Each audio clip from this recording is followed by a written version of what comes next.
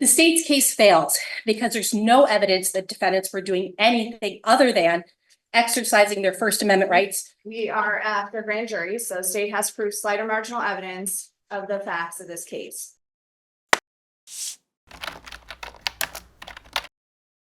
Pages 1, 2, 3, 4, 5, and 6. Page 1, State of Nevada versus James DeGraff and Reed III, C379122-1. Page 2, State of Nevada versus Durward Kendall III, C379122-2. Page 3, State of Nevada versus Jesse Law, C379122-3. Page 4, State of Nevada versus Michael McDonald, C379122-4. Page 5, State of Nevada versus Sean Meehan, C379122-5. And page 6, State of Nevada versus Eileen Rice, C379122-6.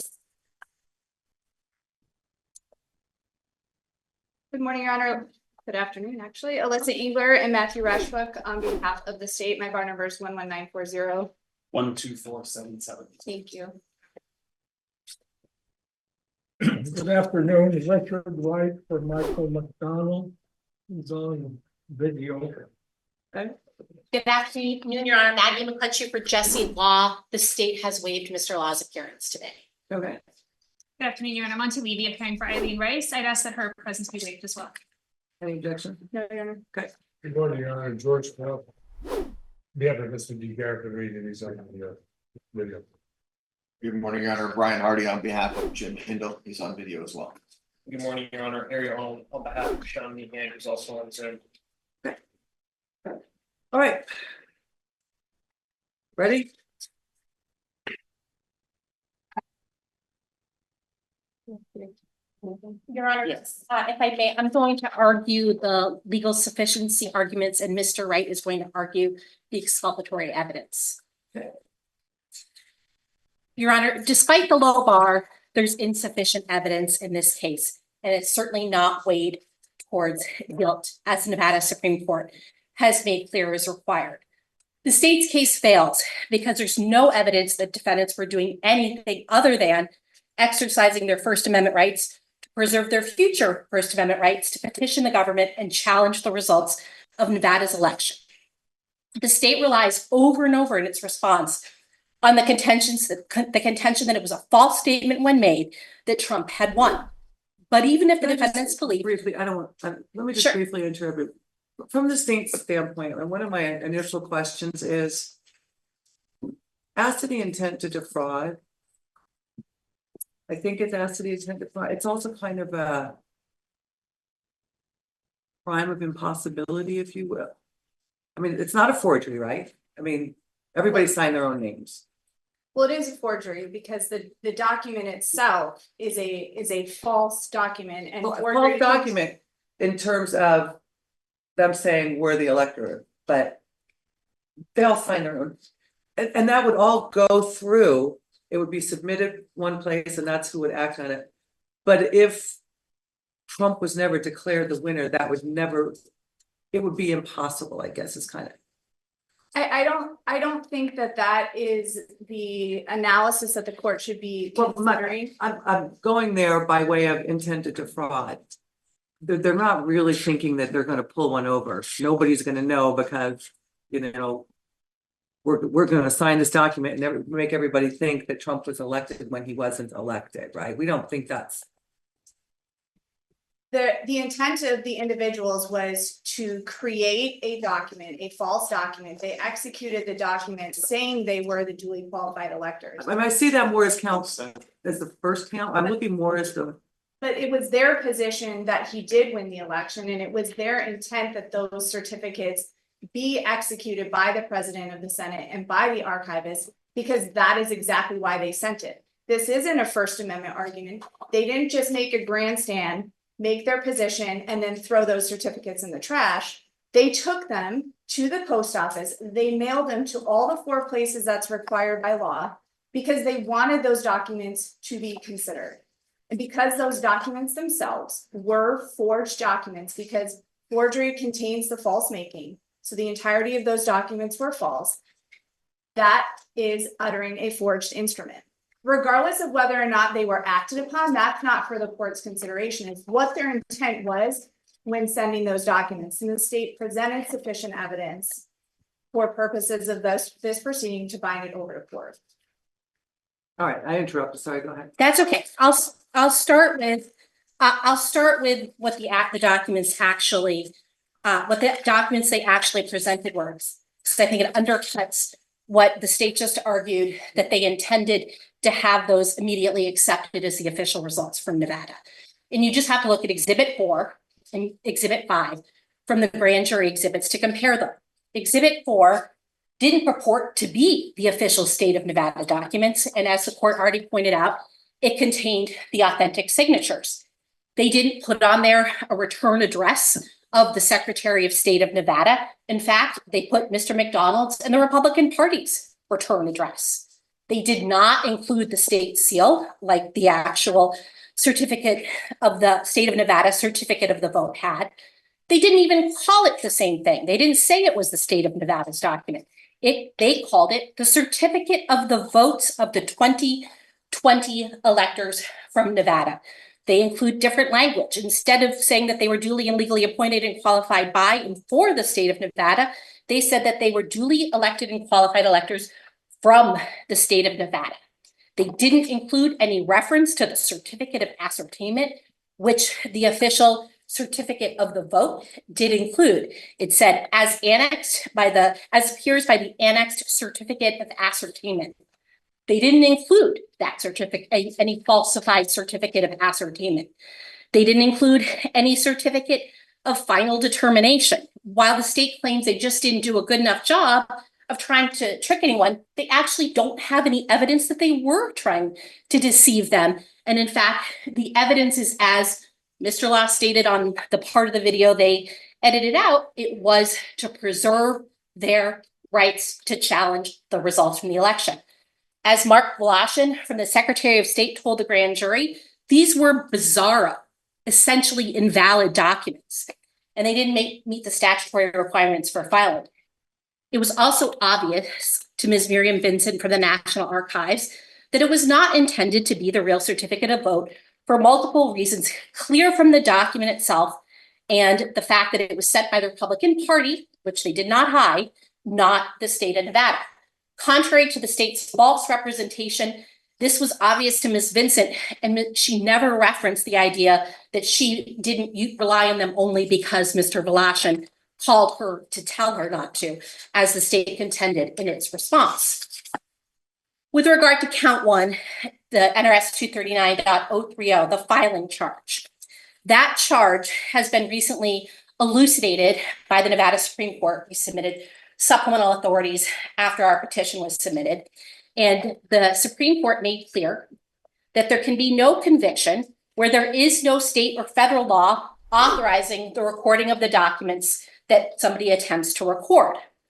The court specifically rejected the type of broad reading that was just like the state's here.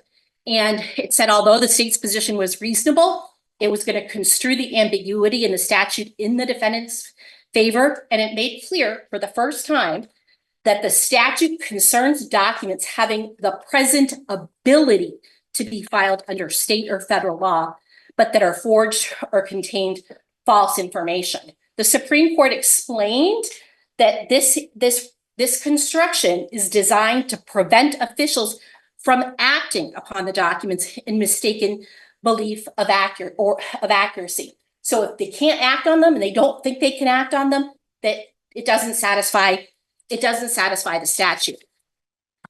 Standing the testimony from that case side by side with this case, it's almost exactly the same. There, the one difference actually weighs in our favor, and that these aren't under Nevada law, even the types of documents that the public ever submits to the government for filing. The statute's generally designed to address things like word at issue in that state, albeit a wacky one, a deed. Those are the types of documents the public goes to the government and asks them to record. As Mr. Voloshin explained in this case, he knew he wasn't supposed to do anything because his Secretary of State's office actually created the documents, not the public. There, the records administration manager for the Clark County Recorder's Office said that as summarized by the Supreme Court, he noted certain requirements that documents involving real property must meet to be recorded, and testified that none of the documents met those requirements. Just like that, and this is in Grand Jury Exhibit 24, Mr. Voloshin wrote a letter to Mr. McDonald returning the documents and stating, "We are returning these documents as they do not meet the statutory requirements for filing with our office." The testimony from Ms. Vincent that I mentioned earlier was similar. She said that she didn't file them and couldn't file them because they didn't come from the state. It didn't have the state seal, and the names didn't match the certificate of ascertainment. Thus, as the record makes clear, she did not file them as official election results and just kept them as something that was received, but nobody acted on them. And what the Supreme Court made clear is that when they're not the type of documents that the government can actually do anything about, that they don't fall within the statute, even if they contain a false statement. So for that reason, especially in light of the Nevada Supreme Court's recent decision in Vaughn, there's no way that the NRS 239 charge can stand. As to the forgery count, while the state relies on a federal case about doctoring a title to a vehicle, the mileage on it, what the Nevada Supreme Court has said is specifically on point. And that's that it is essential to distinguish between a false instrument and false statements in an instrument. No amount of misstatement of fact and no amount of fraud even will make a false statement out of what purports to be the very instrument, which it is in fact and in law. This certificate is exactly what it says. It's the GOP electors. They were the duly elected GOP electors, and it's their certificate. The idea that just because it contains a false statement, that must be a false making, just is inconsistent with Nevada law. Further, I'll point to the court to NRS 205.115. And that statute, that provision actually addresses when somebody signing a document signed by the person's name can still constitute forgery. And it's a very, very narrow circumstance that it does not apply to the current case. And it says that whenever the false making or uttering of any instrument or writing is forgery, every person who with intent to defraud shall offer, dispose, or put off such an instrument or writing subscribed or endorsed in his or her own name or that of any other person, whether such signature be genuine or fictitious, under the pretense that such subscription or endorsement is the act of another person of the same name. That's what the statutes say about when something that you sign under your name might still be forgery. When there's another Michael McDonald, for example, that this Michael McDonald was pretending to be. That's not the case we have here. They weren't pretending to be anybody other than themselves. It's simply just not forgery by definition for the reasons the court mentioned either. As for the evidence to defraud, the state essentially argues it's a false making because it contains a false statement. Donald Trump didn't win when they submitted on December 14th. It was too late for them to seek any challenge. Therefore, we can infer intent because it's a false statement. There are all kinds of problems with that argument. First of all, there simply was no scheme. There's no evidence that they were trying to steal the election by trying to get anybody at the Secretary of State's office or the federal government to accept this as the real thing. Another thing they rely on is the ceremony that they had. Not only is political theater protected by the First Amendment, not only is singing the national anthem, something else they rely on as evidence of intent, certainly protected by the First Amendment. During that ceremony, as I pointed out earlier, they clearly explained that they said it for everyone to hear, that the reason they were doing it was to preserve the ability to challenge the result all the way up to the United States Supreme Court if necessary. They made it clear that they hadn't yet decided whether to pursue a challenge to the United States Supreme Court. And it's their position that legally, it was too late. Wisconsin filed a challenge to the United States Supreme Court.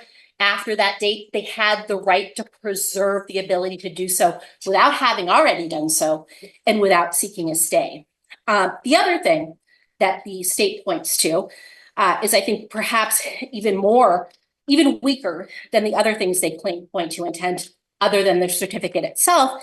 And that's the fact that they called Mark Voloshin at the Secretary of State's office, and they pointed out to him that he had incorrect names for the GOP electors in the official certificate of ascertainment. The state claims, well, this is evidence that they intended to try to trick someone. In fact, Mark Voloshin testified himself, not only that they identified themselves in this communication as the alternate electors, but that he thought it was a moot issue, but that he understood why, for posterity's sake, they would want to correct their name. And from the electors' perspective, obviously, if they had won a challenge, they needed their names to be correct in the official state of Nevada records, as well as the fact that they had to send in their own certificate of the votes to make any potential challenge not moot and not lose out of the gate. At the end of the day, all the state hangs its hat on really is the idea that the contention that Donald Trump won the election is provably false. But even knowing false speech, that's the United States v. Alvarez case, even knowing false speech cannot be punished in and of itself under the United States Constitution. While it's true, the question of who won the 2020 presidential election is not a matter of opinion. And I actually agree with the state of Nevada's official results. President Trump did not win the 2020 presidential election. But part of the reason the Supreme Court, Breyer explains in his concurrence in the United States, the Alvarez case, part of the very reason that even if something is false, even if something is a lie, this is not the case we have here, there's no evidence they didn't actually believe he had won the election. But even if people know something is false, the reason we don't allow criminal prosecutions for even false information, and there, the speech was stealing, pretending you would won a Purple Heart. It was provably false, and there was no other associated First Amendment activity like we have here, petitioning the government. But even there, the reason we don't allow the government to prosecute that kind of speech is the very reason we have here. It lends itself to political prosecutions, that it lends itself to dangerous prosecutions where just because the Attorney General disagrees with what you said, disagrees with what you did, that they can prosecute you, even if it's not a crime. And this is not, as the judge in Michigan said when she threw out the case there, this is not an election case.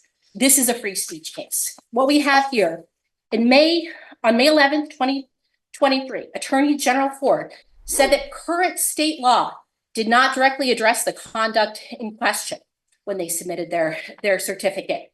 Suddenly thereafter, he reversed course.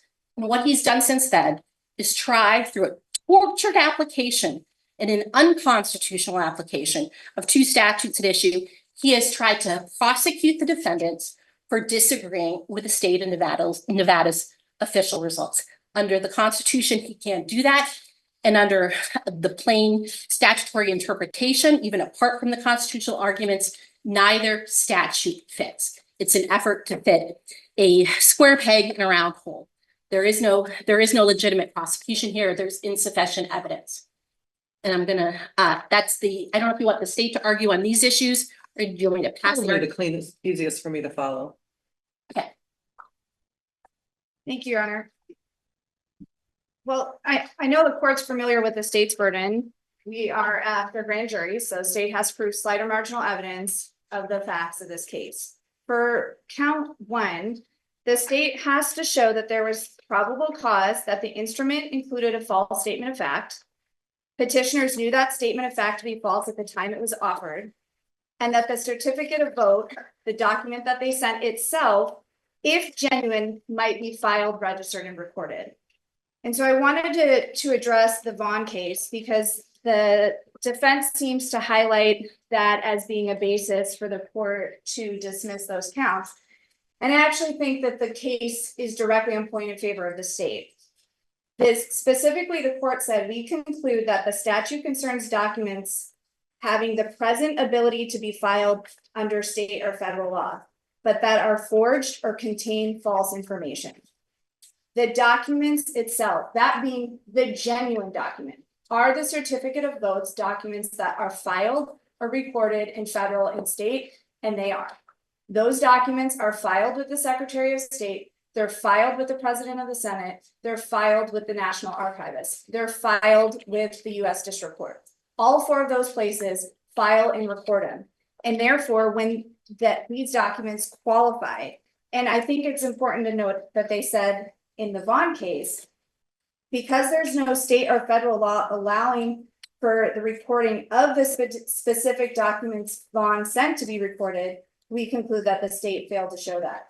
The documents that he filed were essentially made up documents. They weren't imitations of a real document. They were just completely made up documents. And that's why the court found that those documents did not meet the elements of NRS 239. And that's not what we have here.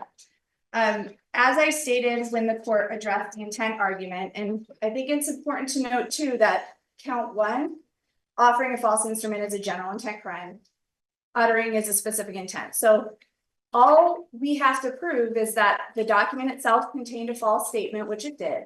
And that false statement being that at the time they declared themselves the duly qualified electors for the state of Nevada.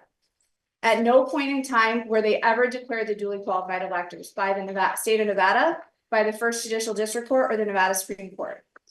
But they took that statement and then they executed it in writing in a document that they all signed and then submitted. They took an oath that said they were the duly qualified electors.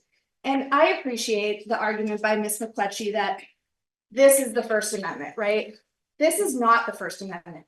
The First Amendment allows them to go out and do the proceeding that they did, but it doesn't allow them to take those documents and then mail them. That's where the First Amendment ends. You cannot commit a crime and then call it the First Amendment. There is a distinction. And what they did went far beyond exercising their First Amendment rights. And I asked the court to consider, why would they send those documents? This wasn't a First It Amendment. was a question I actually had for them. But And my see, my argument to that is they wanted the outcome of the election to be different. And that's why they sent them. And that's a surprise. nowhere within those documents did it say, these are contingent. This is in the event that we are somehow, it's ruled in our favor. No, they just executed those documents with false statements and then sent them. And so the entirety of the statement, the entirety of the document is false. And the state's position is that we have met sufficient facts at this stage to allow those to proceed to trial. I think they acted with the intent that those documents were false. They were all parties to the election litigation that ultimately ruled against them. But yet they claim that they lacked the requisite intent because there's numerous ways that those documents were false. But I think that that's a distinction without a name, because the documents itself, as I stated, are documents that can be filed under the law. They don't have to be skilled forgers for it to be forgery, right? You can pass a bad check and it could look really bad, but it still can be a forgery. And in this case, you have to look at the class of document, the certificate of vote. That is a document that can be filed. Whether it's missing some information within that document that Mark Velasha would have relied upon, that's not what Vaughn says. That's not what the statute says. If genuine, could those documents be filed? And I'll note that the Secretary of State was concerned about those documents because she instructed Mark Velasha to contact the President of the Senate and contact the archivist and say, you're going to be receiving these other documents. Please make sure to act upon the ones that were sent by the state of Nevada. And I think the fact that that action happened shows that that someone else, a third party, could have relied upon those documents. The archivist could have relied upon it. The president of the Senate could have relied upon it. So I think that that is sufficient enough for the offering. As to count 2, there's been a lot of talk about, what is forgery? Whether a genuine document, whether a defendant alters a genuine document, combines portions of several genuine documents to create one which is deceptive, creates a replica document, merely possesses such a document made by another, or attempts to pass it off as genuine with the intent to defraud, has committed the crime of uttering. And that's exactly what we have here, because the entirety of the document that they created was false. They may call them competing. They said that it was an alternative, but that's not what's here. That's not what's in the document. They don't acknowledge in the document that there's any other version. And they don't acknowledge that this is filed in the hopes of a later appeal. None of that's listed in there, right? And then, as of course we know, they never did actually file an appeal. I think when we're talking about, And the documents were never acted on. well, that is not the requirement for uttering. I understand. I know. I'm just saying, Right, but the uttering ends. that's kind of the issue I'm having with particularly count 2 is the way I see it, it would be so impossible that I don't see how there can be an intent to defraud, because none of that would kick in unless something else happened. So I don't see that it could ever possibly have done anything other than grandstanding or preservation. Those two things are all I can really see. And to me, it's only actionable if it's an intent to defraud. And I can't. I mean, I'm going to probably reread some of these statutes and cases, but I'm just kind of telling you what I'm having a hard time with, particularly there. Yeah, I think. If they file something that says Donald Trump is the president, he's not the president, you can file it all day long, but it doesn't make any difference. So my response to that, Your Honor, is that's the role of a jury, right? Intent is a question of fact for the jury to decide, and the state has presented at this stage of the proceeding sufficient evidence to support that their intent was for those documents to be acted upon. And I know you keep coming back on the legal impossibility, but this isn't a forgery, this is uttering a forged instrument. And so the intent is, did they intend to utter a forged document to an agency where those documents are filed? That's where the intent is, and that's what happened. It's a question of fact, and this court knows that a grand jury is not a substitute for a trial, and a full exploration of the facts, including credibility, affirmative defenses, intent, must be reserved for the trier of fact. So I think that's where we're at here. We're at a grand jury, and those questions, they get to argue that to the jury. They get to argue that they didn't have the requisite intent. But did the state present sufficient evidence at a grand jury? Yes. And so it should be bound over.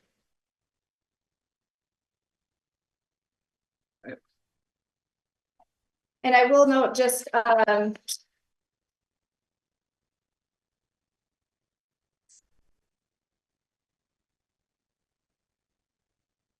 right, so these are documents that determine who won the election. These are votes that get counted as the real ones. And as to intent, I'll just note there's the Patton versus Sheriff case as well that says if you're in possession of a forged instrument and seek to pass it, it's permissible to infer for the purposes of establishing probable cause that he or she acted with the fraudulent intent necessary to support the charge of forgery. So again, I just note that where we're at in these proceedings, the state has met its burden, and it should be reserved for the jury to decide on that fact. And if there's other questions that perhaps I maybe didn't address from Ms. McLetchie, please ask me, and I'll try to go there. What about the indication that your office believed that there wasn't a statute out there that addressed the conduct? I think that's a mischaracterization of what the Attorney General said, but at the end of the day, I don't, what the Attorney General's statement might have been isn't accurate. He said, if I can recall correctly, At the time, he was testifying before the legislature to enact a specific statute that And was. what was the specific statute he wanted enacted? It was a bill, it wasn't him, it was a bill that was put forth by a senator that would have criminalized certifying a false slate of electors.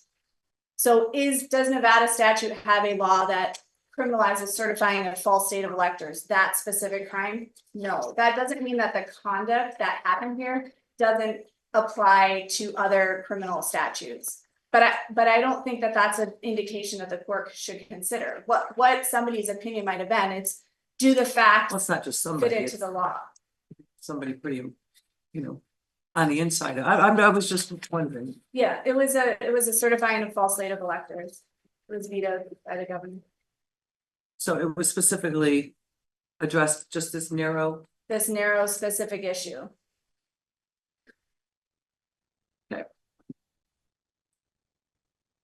All right. We just have a few brief points. I don't think the Attorney General's comments were that narrow. He said this wasn't criminal under existing law and that he needed a statute passed to make it a law.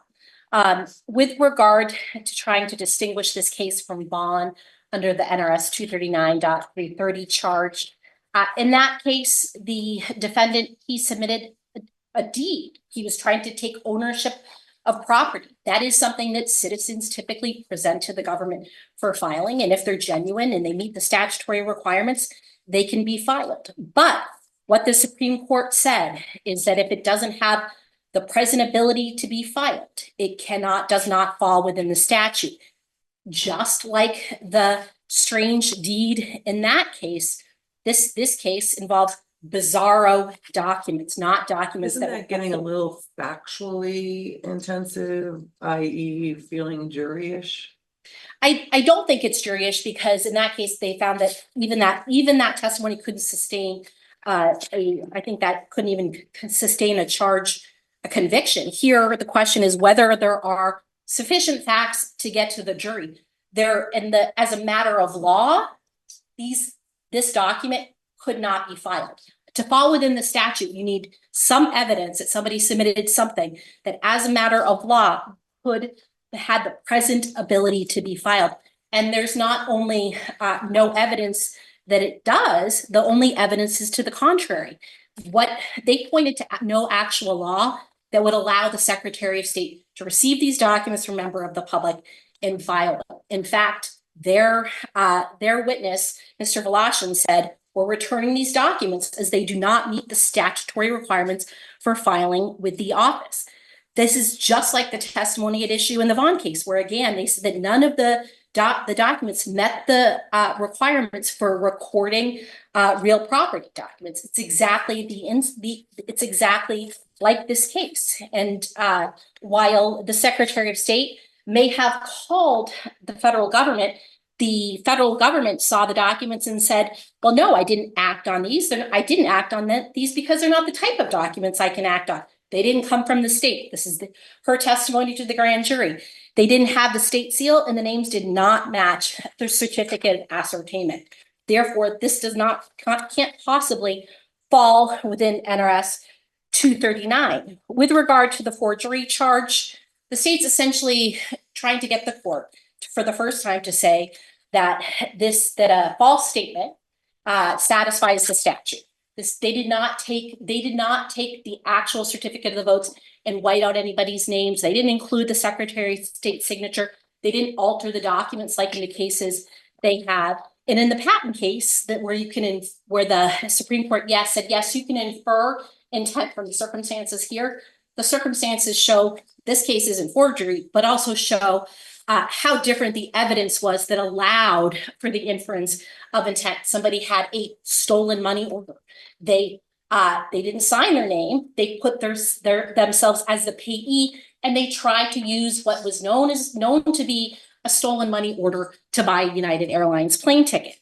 That is totally unlike this case here. And all they have in this case is the fact that the defendants submitted their own alternative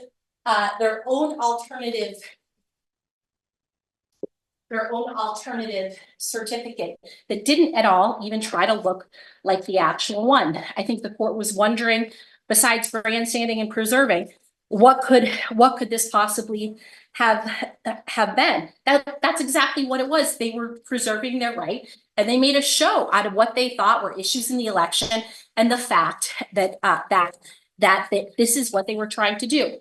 Nobody who's trying to get one over on anybody signs their own name and then goes on TV at the end of the ceremony or states to national newspapers that we're submitting our own ballot, our own provisional ballot, so we can challenge the state of Nevada's official results.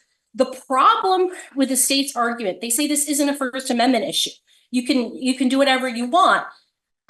They don't explain how the way they interpret these statutes is necessarily unconstitutional, which obviously is a result to be avoided, because what they're arguing is that under Nevada law, if on December 14th, if on the Safe Harbor Day, you might still disagree with the official state of Nevada results, you cannot preserve your ability to challenge it by creating and sending in your own certificate. That result can't lie. The state can't criminalize doing that. The state certainly can't criminalize the preserving your right to go to the federal government and challenge what Nevada Supreme Court and what Nevada's Secretary of State thinks was the actual result.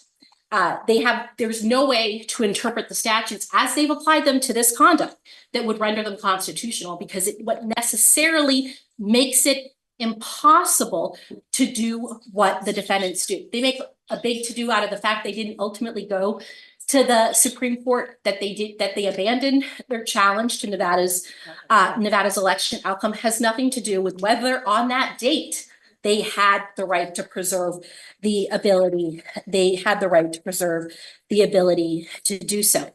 And nothing in their argument can also save them from the fact that the statutes explicitly say when something signed under your own name might constitute forgery, and this is not it. It's when your name is like somebody else's name and you're pretending to be them. They didn't pretend to be anything other than the alternate electors. And Mr. Vlashin explained that they told him when they were dealing with the certificate of they called about the certificate of ascertainment and asked him to correct it, which he did. Somehow the state says this is evidence of criminal intent. They told him that they were the alternate presidential electors who are currently listed on the certificate of ascertainment are, and it states the incorrect names. And it says, we respectfully request that your office work with the governor's office to correct this error and list the correct GOP electors on an amended certificate of ascertainment. So they called to make sure that the official state of Nevada results were accurate as to who they were. They were the alternate Nevada GOP electors, and they never pretended to be anyone else. Mark Vlashin testified that he knew what was coming because they went on TV. And everybody knew what was coming. This was not, oh, let's hope the Secretary of State accidentally somehow throws out the certificate they created and accepts this one. This wasn't, there's no possibility that that's what they were trying to do. The only possibility of what they were trying to do is what they said out loud. And there's no evidence they said or did anything else other than the fact that they sent in their own alternative GOP certificate that on its face, it didn't say alternative, doesn't matter. The point is they had to send that in on December 14th so that if they won a challenge, or if the US Senate decided to decide who is president, that they could be the actual electors. Thank you.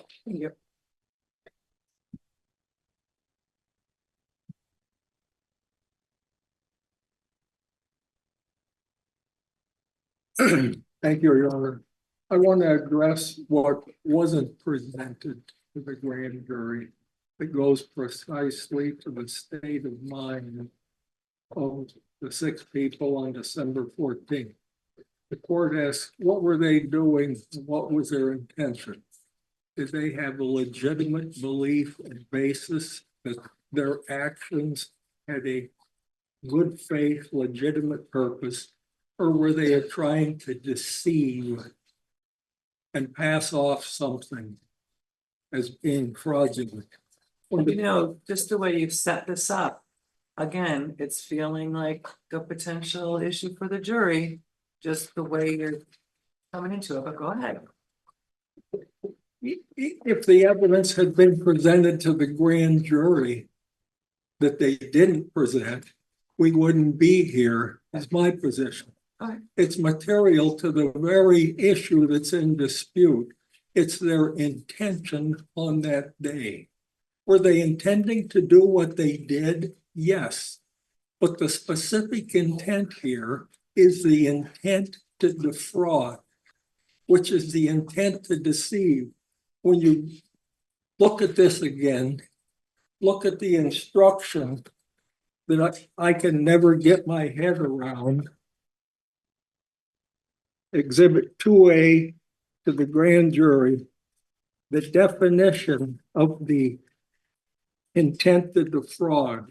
It means an intent to deceive another person to gain a material advantage, a design to deceive.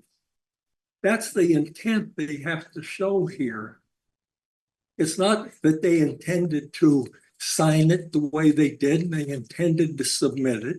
It's what were they doing? And what they were doing had an innocent purpose. And that innocent purpose was explained by Mr. Chesbro in his proffer session with the Attorney General's office. And that was kept from the grand jury. Mr. Chesbro testified at the grand jury that there was no litigation, if there was no ongoing pending litigation in Nevada at the time, there was no purpose at all in doing this. He made it clear to the grand jury. Mr. Chesbro, did you see pending litigation as critical to your theories here? Yes, if there's no, I'm reading from grand jury transcript, page 44, volume 2. Yes, if there's no pending litigation at all, there's no reason to file these votes. If there's no litigation, there's no point. In his proffer session, he said just the opposite. He said that even if there was no pending litigation, they had decided for all 6 contested states that it should go forward with the ceremony and preserving their right to continue with the litigation. And an additional document we did not have, which was in our reply, because we got the documents after we filed our writ, he made it clear, and that's in our reply, that would be Exhibit B. This is a memorandum of Chesbro to Mr. Trupus. In bold print on the email, court challenges pending on January 6th, really not necessary. And he told, this corroborated his proffer statements, which we didn't have. In my memo, I mentioned that a key element of the strategy I've sketched would depend on litigation pending in the 6 contested states on January 6th. I'm glad you pressed me on that. On reflection, I think having the electors send in alternate slates of votes on December 14 can pay huge dividends, even if there is no litigation pending on January 6th in bold print. based on the final litigation, the reason is that constitutionally speaking, there's no barrier. And he goes on and you can read, this is Exhibit B in our reply brief. That is absolutely contrary to his testimony before the grand jury. This explained, and if you go back, Your Honor, to the genesis of what started this entire thing, was Mr. Chesbrough emailing Mr. DeGraffenreid, Mr. McDonald, and I think Mr. Law. The first email in this case telling them, hey, the Trump campaign and Mr. Giuliani, and that would be Grand Jury Exhibit 27. This is telling them what they want to do. I'm reading from Grand Jury Exhibit 27. Mr. DeGraffenreid, this is the first contact to put all of this in motion. It's telling what needed to be done. Mayor Giuliani and others with the Trump-Pence campaign asked me to reach out to you and the other Nevada electors to run point on the plan to have all Trump-Pence electors in all 6 contested states meet and transmit their votes to Congress on Monday, December 14th. I'm one of the lawyers handling the state court litigation in Washington. I'm preparing drafts of the documents that the electors in Nevada could sign to affect their votes. And he ultimately did send them, and that's what was used. And he said, I'm including a draft of a press release that explains what we are doing. This is in the email. It says, I have advised Republican Party of Wisconsin to convene a separate electors meeting and have the Trump-Pence electors cast their votes at the Wisconsin State Capitol on December 14th. Of course, there's precedent for such a meeting. Democrat electors pledged to John F. Kennedy convened in Hawaii in 1960 at the same time as the Republicans, even though the governor had certified Richard Nixon as a winner. In the end, the state's electoral votes were awarded to President Kennedy, even though he did not win the state until 11 days after. The legitimacy and good sense of 2 sets of electors meeting on December 14th to cast competing votes for president and vice president, with the conflict to later be sorted out by the courts and Congress, was pointed out recently by Larry Lessig in this CNN article, which is attached. That's what they were told here. Take this and do it. Mr. Chesbrough then asked, after sending all of the documents, is there litigation still pending in Nevada? By then, the Supreme Court had ruled and denied the election challenge. And Mr. DeGraffenreid answered by saying, I am copying Mr. Bennell, who was the Washington, D.C. attorney handling the election challenge in Nevada, so that you can contact him about this. None of these 6 electors of Nevada are attorneys.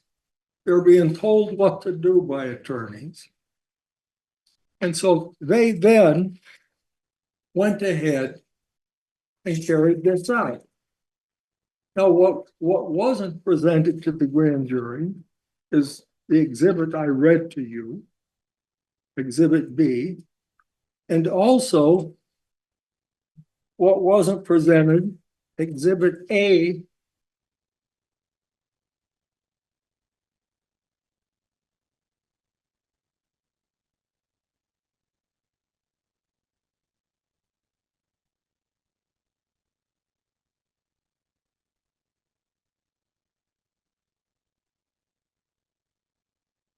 Exhibit A was an email that we later received after the writ. And it said, this is from Mr. Chesbro, the Joshua Finley counsel in the for Trump campaign. At 9:01 today, Jim Graffenreid of Nevada emailed me asking me to contact Jesse Bennell by way of copying him to update me on the Nevada litigation. Matt's concern is that there is no litigation pending in Nevada. If there is no litigation pending in Nevada on December 14, the rationale for the electors voting explained in the Troopus press release doesn't apply. However, it's plausible for Nevada to seek cert in the Supreme Court on the same basis Willinchek has in Arizona. The courts rushed to judgment to meet the safe harbor date, which is a denial of due process.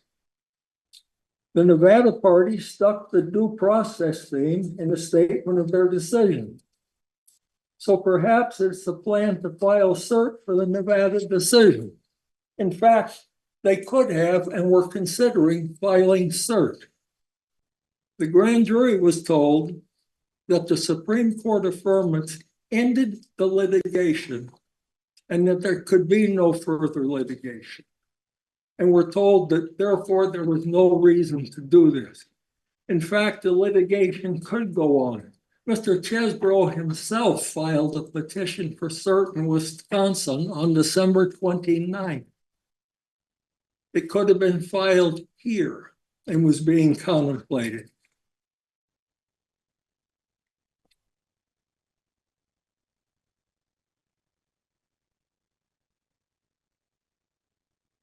The other thing, crucial piece of information that was not revealed to the grand jury. And I'm going to offer an exhibit, which is a transcript of the proffer. We submitted it as exhibit B at the time of the writ, a recording of the proffer session. It has since been transcribed for the Carson City matter. And so we now have a transcript rather than you having to listen to what I provided a copy of this. It's notes on there, you sure? Okay. Yeah, it's Rick, is this the one that you guys had transcribed? yes. You have that, right? Well, he provided that to us, and my objection at the time in that case is that I don't know who transcribed it. There's no certification. So to the extent I could compare what that is, I hadn't done it at the time. So I'll that's just preserve my your right objection. to look it over and make sure you don't have an issue with it. I mean, the audio speaks for itself. I think the audio is probably the best evidence anyways of what was actually stated. Well, I don't disagree with you, but transcripts are very helpful.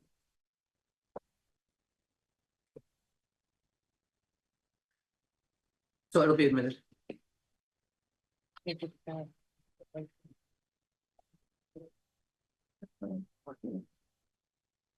other thing, Do you need me to burn you a copy of this? Or do you have it with you, State? I don't have one with me, but I don't mean with you first, but I'm I just saying. wasn't going to focus on it. I just want to make sure you have one. I can have one made for you if you'd like. Yeah, I believe we have it. I will tell you that I am going to read it. Okay. So. Mr. Chesbro, in those transcripts, talks about whether these in the 6 states, whether these alternate Republican votes were conditional or unconditional, is the language he used. And he explained in the proffer session that all 6 of these, which were sent to the 6 contested states. Well, let me take them in order. They all started out with the same as Nevada's, same as our Republican electors ultimately did. When it went to Pennsylvania, the electors there in Pennsylvania objected and said, gee, this is a conditional, but it says we are the duly elected and certified. We have a Democratic Attorney General here. We're afraid we could get prosecuted for this, for saying that. So Mr. Chesbro explained that he said, good point, and he revised it for Pennsylvania and said on the certificate of vote, essentially, in the event we end up being the winning electors, we are submitting this on December 14th as we are required to do. And That then, probably would have been a little cleaner. pardon? That would have been a little cleaner here. Oh, correct. And the Nevada electors wish they had known this and were in on it.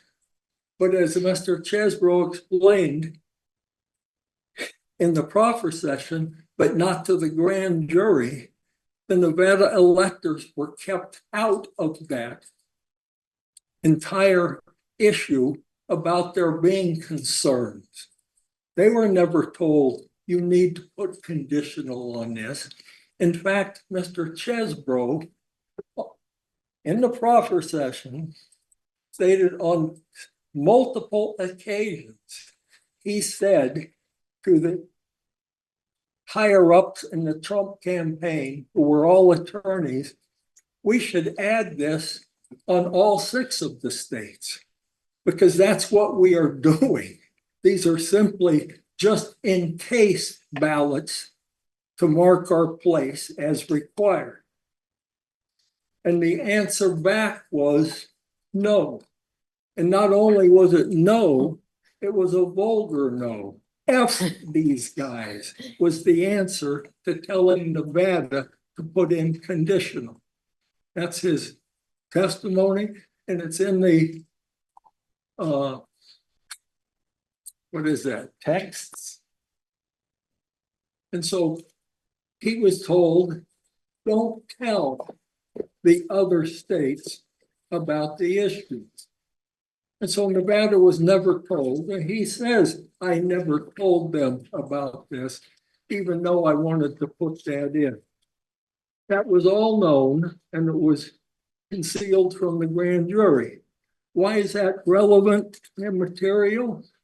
The instruction we proposed in our marking notice for the grand jury, which they gave to the grand jury, would be precisely on point.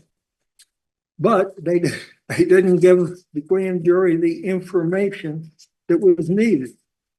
The instruction, which was given in 2A, is no person may be convicted who committed the act charged under an ignorance or mistake of fact which disproves any criminal intent where a specific intent is required to constitute the offense. Here, all they knew was, here's the ballots, here's what you need to do. This is what you need to do to preserve your right to continue to contest the election, which they were intending to do. And then the fact that they were duped or hoodwinked, which is exactly what happened by not telling them to put in the conditional language. And Mr. Chesbro even explained in the proffer session that he hadn't yet sent the package to New Mexico. So he added the language, the condition. This is conditional upon us winning for New Mexico and for Pennsylvania. None of that was explained to the grand jury. The other thing which wasn't explained, what could be more material as to what they were intending to do than their own worth. Jesse Law said at the ceremony, "We are doing this to pull it right back into the courts. We ask that that be presented to the grand jury." It was not. They presented their shortened version, left out Mr. Law's statement that is as exculpatory as you can get as to an essential element. We also submitted Mr. Mahan's statement, in which he said,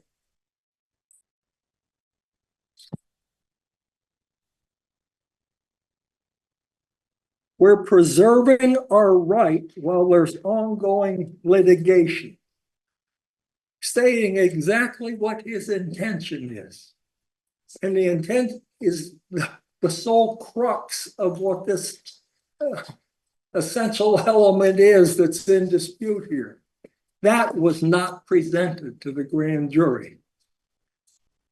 This isn't and of course, when we first raised these issues, way back when we filed a request to file a reply brief, the state answered that, well, under state versus law, inconsistent statements of Mr. Chesbro are not exculpatory evidence, citing state v. law. And that's why we submitted the later decision, Chasing Horse, which expanded upon state versus law and said a prior inconsistent statement can be both an inconsistent statement and exculpatory evidence, which must be presented to the grand jury if it negates an essential element. That was the holding in Chasing Horse. That's why we attached it as supplemental points and authorities, because it undercut their argument about why all of the contradictory, inconsistent testimony of Mr. Chesbro didn't have to be presented to the grand jury. They said that's a trial issue. If the grand jury had heard what their intentions were, and you hit it, political theater and preservation, that's exactly what they did. And there isn't any evidence that overcomes that. If they had just put a clear, honest picture before the grand jury, and this is evidence that they had. This isn't an exculpatory evidence case where is the prosecutor aware or not aware of it. They did the process. I can't understand how you can let Mr. Chesbro testify as he did when I have already participated in a proffer and he said exactly the difference. Mr. Chesbro even said if they had asked him, "You wrote these things and you wrote it. Did you think when Pennsylvania came up with concerns, did you think were you intending to defraud by writing it without the conditional language?"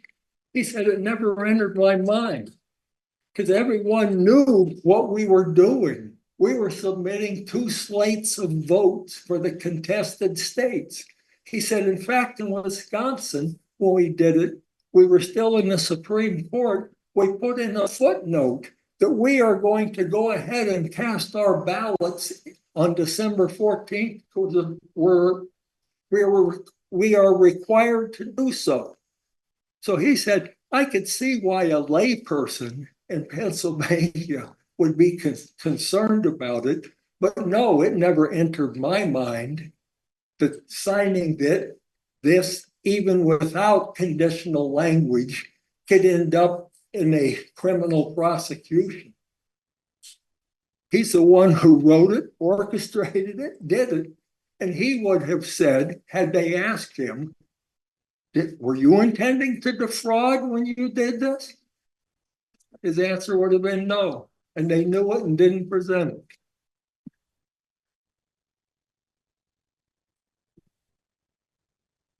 Let me just interrupt you briefly. How much longer do you think this will go? I'm almost done. And I'm not rushing, I'll give you all the time of, I have a criminal settlement conference at 1:15, but the, I will be, at 1:30. I'll be brief. Okay.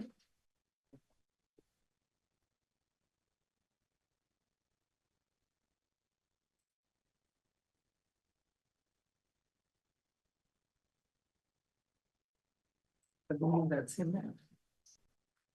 I think that about covers it on the exculpatory. Okay.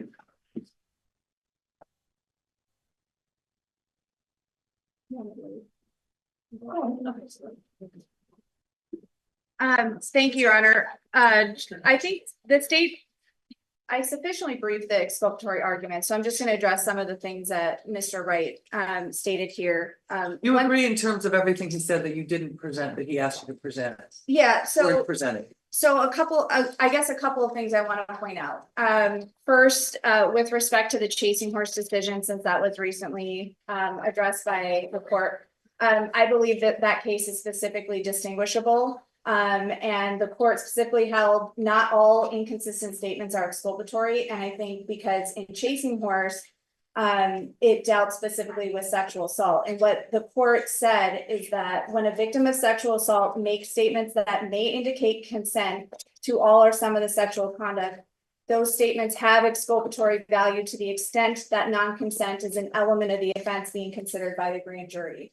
So I think in this situation, the statement was inconsistent, but also exculpatory because it went to the element of whether or not the sexual. But that's assault was what consent. Mr. Wright is arguing. He's arguing that it was. He's arguing Mr. Chesbro's state of mind. Everything that Mr. Wright got up Well, here was if talking about. he's the Mr. one Chesbro. guiding his people, then what's in his mind and he's relaying to his people is That's- arguably. Well, that's not what is alleged. Everything you got up here is what Mr. Chesbro said. There's nothing that they have cited to that says that those statements were relayed to their defendants. And in fact, when he talks about what the Pennsylvania electors did, that's not what they did. All 6 of these defendants out of their own free will said, yes, we're gonna do this. We are gonna execute this. They never questioned it.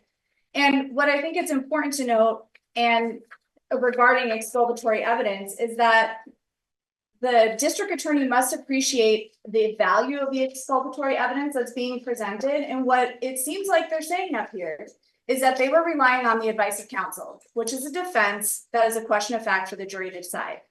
They were given the opportunity to provide the state with evidence that they wanted to be presented at grand jury. They gave us all sorts of documents. We presented the majority of those documents.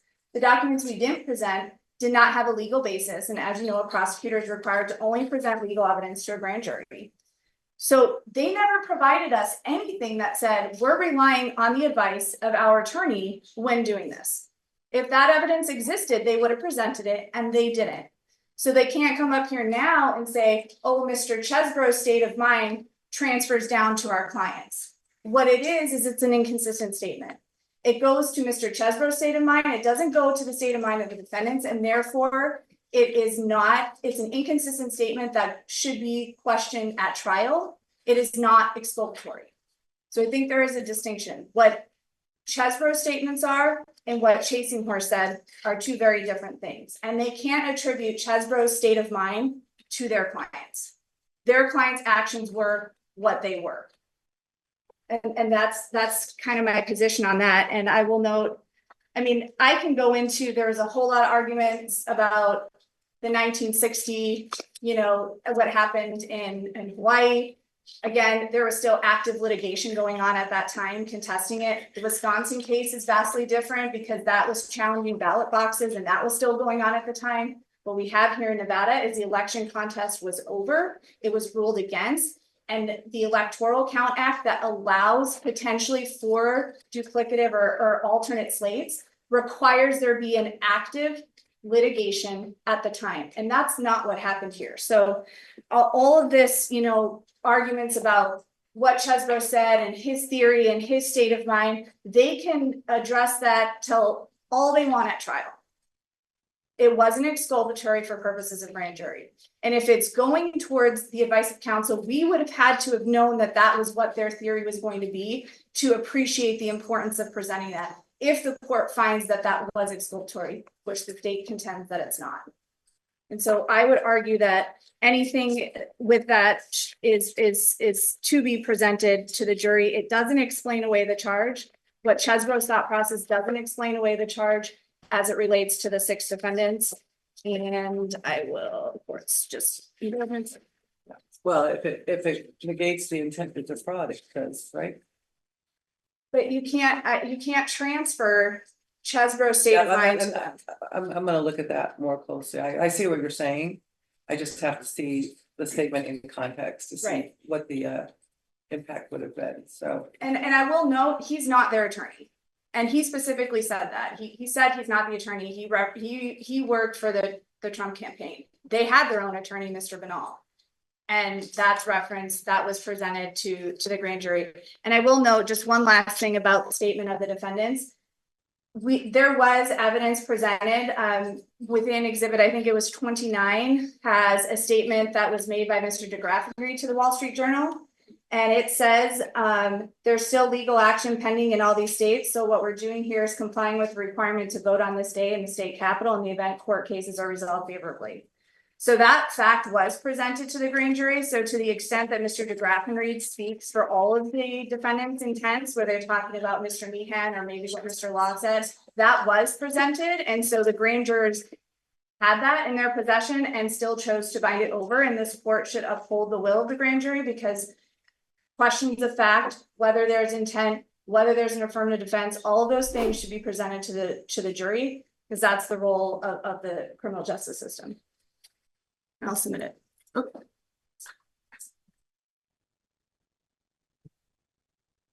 We're not raising advice of counsel defense. Nowhere in the briefs have we raised advice counsel defense.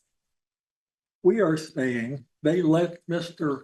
Chesbro just read his grand jury testimony, then read his proffer. I'm They let- going to read, I'll give you guys more time to argue more when we come back, because I may have more questions.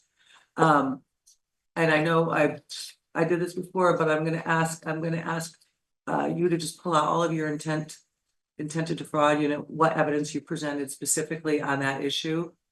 That's my real battle, I'll tell you right now.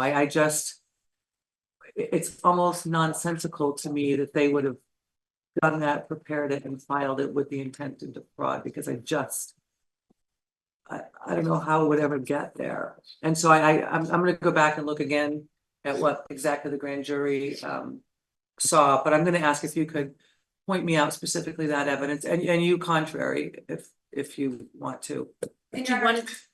I'm sorry, go ahead. Can I clarify, because when you're talking about with the intent to defraud, that's specifically with respect to count 2, that Correct. isn't with Correct. respect to count 1. No, I have a couple other issues on count 1, but nothing you can help me with. But count 2 is my big one. I can focus you on what my particular issue is. Do you want them to submit a brief and we submit a response, or what kind of timing do you want? Whatever you guys want. I'm not going anywhere. So. I mean, obviously, I'd like, I want this case, it's obviously we're back here 2 years. I want this case to move. So are you asking for a briefing and we'll come back and we'll argue? You can both just do blind briefs and then we'll come back and argue on them. Okay. Okay. If that works, for me, it's fine. usually easier if you focus them, but. And is it like the first time you want specific facts related to the intent? Yes, exactly. Because to be honest, there's a lot. There's so much. So since you guys are more familiar than I am. Your Honor, does the court want any specific briefing on Vaughn or the Vaughn case or chasing horse? I'll leave that up to you. I can tell you that I've written all these down. I'm gonna reread them all. Okay. But if you want to spin them yourself in a brief, go ahead. Your Honor, what day would you like the supplemental briefs and when do you want us to come back? How much time do you guys want?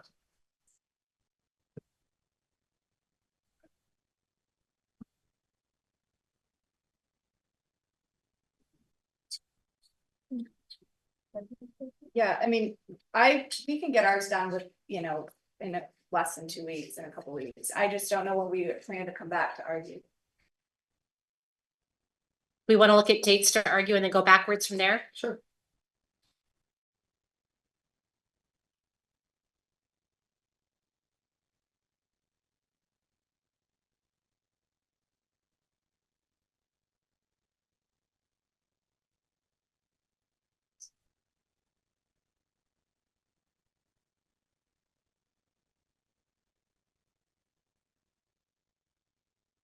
Does the court have questions on the first count? You said you had some questions that you thought I could answer. Is there something No, I've had some questions I thought I could answer by okay, going back very good. and looking. I just need to reread some of the It's a lot, yeah. the law you sent me. Is the end of March too late, folks? If we work backwards from that? Your Honor, Mr. Wright and I start a federal trial on March 23rd. That's going to be for 12 weeks. So if we could do it before then. My issue is we have a 2-week med mail trial coming up and then at least a 1-week criminal back to back through February. Then I have some personal time off in March. So I believe. I guess the short answer is no. Okay, I believe that our trial, it's in Judge Navarro, and I believe we're going to be dark on Fridays, so if we could come maybe on a Friday, would that work? Rick? It's fine with the state. If we could come on a Towards Friday. the end of March. Yeah, I'm fine on the 27th. I'm out of the jurisdiction the 20th. March 27th. And that's when you're in the trial? We start March 23rd, but we are dark on Fridays. And because it's a 12-week trial, I know the court will be flexible on other days if we have specific needs to be dark, but there's so many attorneys involved, so if we could just keep it on a Friday, that would be.